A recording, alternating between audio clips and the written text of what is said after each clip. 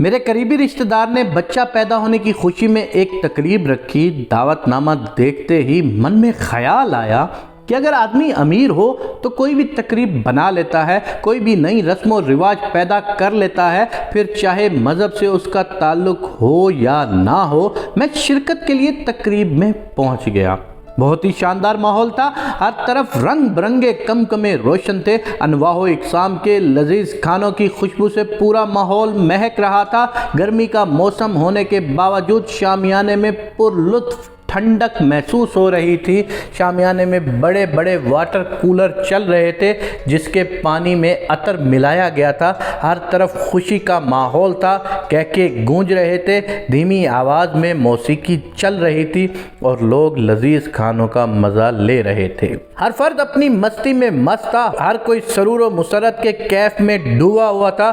میری نظر اچانک اس غبارے والے پر پڑی جو باہر شامیانے کے کونے میں غبارے لیے اس امید میں کھڑا تھا کہ شاید یہاں اس کے کچھ غبارے بک جائے تو آج اس کا بھی چولہا جل جائے۔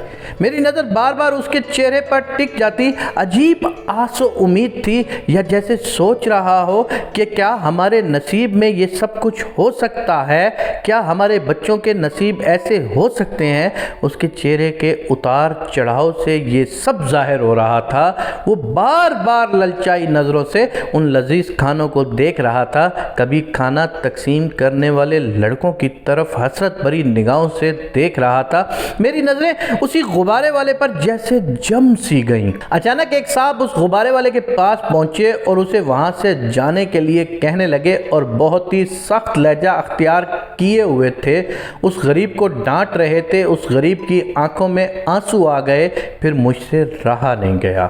ویسے میں کوئی فرشتہ صفت انسان نہیں ہوں، لیکن اس غبارے والے کی یہ حالت دیکھ کر مجھ سے دیکھا نہ گیا اور میں ان صاحب کے پاس پہنچ گیا اور کہا، آپ کو کیا تکلیف ہے جناب؟ اس غریب کے یہاں کھڑے رہنے سے اپنے روزگار کے لیے ہی تو کھڑا ہے، کسی کی جیب تو نہیں کاٹ رہا نا۔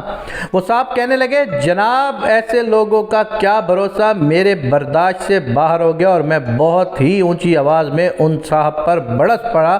یہ سب دیکھ کر وہ غبارے والا ڈر گیا اور مجھ سے کہنے لگا، چھوڑیے جناب، جانے دیں، میں ہی یہاں سے چلا جاتا ہوں۔ چیخ و پکار سن کر میزبان صاحب بھی وہاں تشریف لائے اور جب انہوں نے پورا ماجرا سنا تو غمگین ہو گئے۔ ان صاحب سے کہا، غبارے والے سے اور مجھ سے معافی مانگے۔ میں حیرت زدہ ہو گیا، لیکن وہ صاحب معافی مانگنے کی بجائے غصے سے وہاں سے ہی چلے گئے۔ پھر میری آنکھوں نے ایک اور کرشمہ دیکھا، ان میزبان صاحب نے غبارے والے کو بڑی عزت و احترام سے کھانا کھلایا اور اس کے ساتھ بچوں کے لیے کھانا بھی اس کو پیک کر کے دے دیا۔ اللہ کتنا رحیم ہے، اور میزبان تو فرشتہ صفت نکل آیا۔ میں اپنی اکثر ویڈیوز میں لوگوں سے کہتا ہوں کہ یار ہمارے ہاں جس حد تک غربت ہے، ہمارے پاس تو جنت کی کنجیاں گھوم رہی ہیں۔ کسی ایک شخص کو اٹھا لو، کسی ایک غریب کو اٹھا لو، کسی ایک مانگنے والے کو اٹھا لو، کیونکہ ہمارے پاس خط غربت کی لکیر سے بہت زیادہ لوگ کم پہ رہتے ہیں۔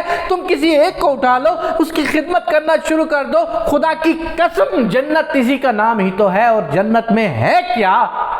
اللہ تعالیٰ نے جب فرما دیا ہے کہ میں حقوق اللہ معاف کر دوں گا لیکن حقوق العباد معاف نہیں کروں گا، تم خدا کی قسم لے کے مجھ سے پوچھ لو، تم جب جنت حاصل کرنے کے لیے چاہتے ہو تو کسی ایک غریب کو اٹھا لو، کسی ایک ایسے شخص کو اٹھا لو کہ جس کے پاس صبح کا ہے شام کا نہیں ہے، اس کے گھر میں فاقے چل رہے ہیں، اس کی ماں کیسے گزارا کر رہی ہے، ان کی عیدیں کیسے گزر رہی ہیں، اس کے روزے کیسے گزر رہے ہیں، تو خدا کی قسم اسی چیز کے اندر جنت ہی تو ہے۔ اللہ تعالیٰ نے ہمیں جس معاشرے میں پیدا کیا ہے وہ جنتیوں کا معاشرہ ہی تو ہے۔ آپ جاؤ بھاڑ میں، سارے جان کو بھاڑ میں جانے دو کہ جو جنت نہیں حاصل کرنا چاہتا، تم ایک اپنے آپ کو سنبھال لو، کسی غریب کی مدد کر لو، جنت تم پر واجب نہ ہو تو کہہ دینا کہ جھوٹ بولا تھا۔ اللہ نے ایسا ماحول ہمیں دیا ہوا ہے۔ میں آپ سب دیکھنے والے یہ دعا کرتے ہیں کہ ہمارے ارد گرد جتنے لوگ ہیں، یا اللہ ان سب لوگوں کے گھروں میں سے فاقوں کو دور فرما دے، یا اللہ ہمیں توفیق دے دے یا اللہ تیری جنت در بدر گھوم رہی ہے، یا اللہ ہمیں وہ جنت کمانے کی توفیق عنایت فرما، یا اللہ ہمارے عقل میں ڈال دے، یا اللہ ہمارے لاشعور میں ڈال دے، یہ جو جنتیں پھر رہی ہیں ہم ان میں سے کسی ایک جنت کو حاصل کرنے کے قابل ہو جائیں۔ یا اللہ تو ہم پہ رحم فرما، یا اللہ تو ہم پہ کرم فرما، آمین یا رب العالمین۔